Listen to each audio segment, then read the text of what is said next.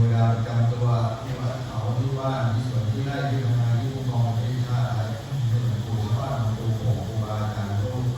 ให้ในหลวงพระราชินีผู้มีคุณต่อแผ่นดินเสด็จเอกองค์หลวงเจ้าตากสินในสุนทรราชบรมกษัตริย์ทุกองค์ที่เจ้ามาในเวรทุกชาติ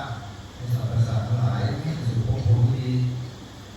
ให้ท่านหลายมีศีลมีสมาธิมีปัญญามีโชคมีลาภวาสนาเรามีพบธรรมสัมมาเจ้าได้ผลบุญทำในครั้งนี้เอาแล้วก็ตั้งจิตตั้งใจกดน้ำมีใบรับพรยะถาวะ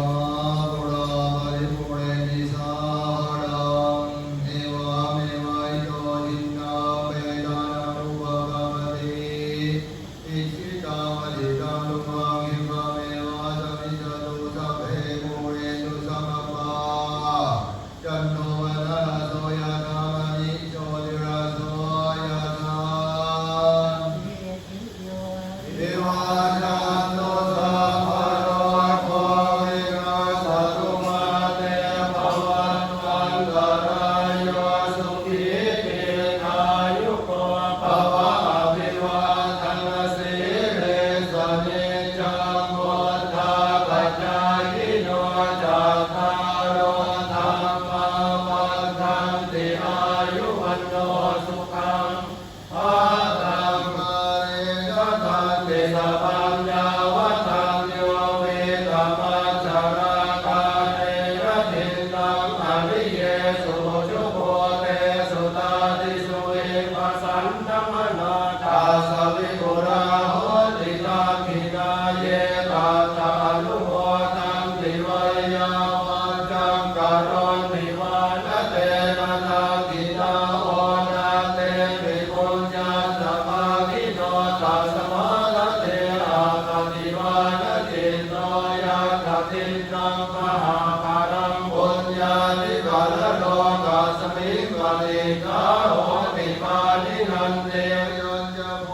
นาทิตาทินาสังฆมิสุปเตติตาติกรังตังอิตายังตถานะโสอุปกาปฏิโสยาติธัมโมจายังมิกาสิโตเปตานะโพจาตตตาอุลากามรัญจมิโกนะมโนปริณังโตเมหิปุญญาปัสสุตังอนังวะคันเตรัตนริยานุภาเวนะรัตนาตยเตจะสาตุกะโรภะมยาเวราโสกาสาตุจุปาตวาเนนะอันตรายาวิรินาสันตุอเสสโตจยสิติตนังรามังโสติภายังสุขังพลังสิริอายุจวันโนจะโพคังโหติจยสวาสตวาทาจะอายุจะชีวสิทธิภวันตุเตภวตุสัพพมังคลังอาคันตุสัพพเทวตาสัพพมุทานุภาเวนัสนา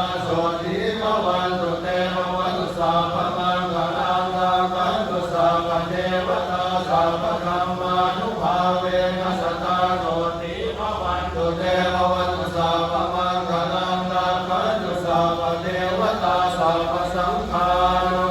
ภาเวนัสตาโสติ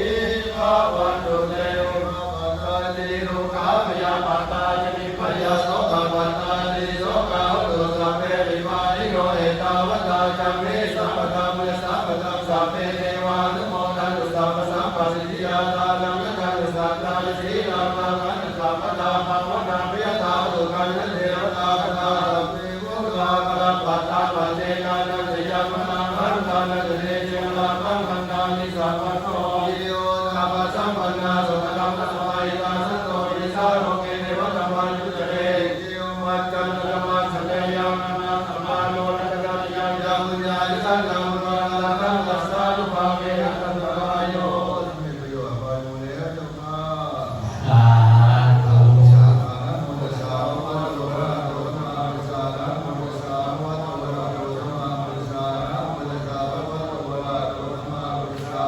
อิมังโสภะเวนะสัมปันนาสารินะโพชนะตัตตาลังสาภูเสนิขอให้การปฏิบัติทำงานได้เกิดสติเกิดปัญญาเสสัมมังกายะตามิปริสังกายโยนิโสภินวาตามิเสวามิเยมาลวายนะกายะมังกายะภูชนายะยามะเทวะยิวัสสกายะสติ ยายาป